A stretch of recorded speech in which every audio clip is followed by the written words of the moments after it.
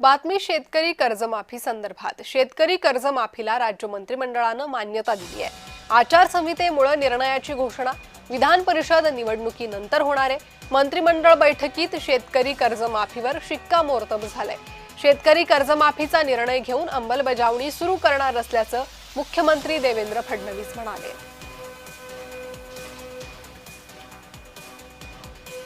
तर राज्य सरकारच्या बैठकीत शेतकरी कर्जमाफीला मंजुरी मिळाली आहे। या संदर्भात अधिकचा तपशील पाहूयात। राज्य मंत्रिमंडळ बैठकीत कर्जमाफीला मंजुरी।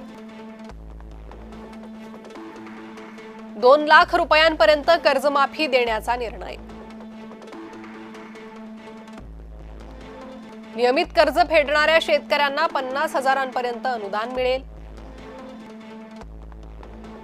शेतकऱ्यांना 36,585 कोटी रुपयांची कर्जमाफी। राज्यातील 56 लाख शेतकऱ्यांना याचा लाभ मिळेल।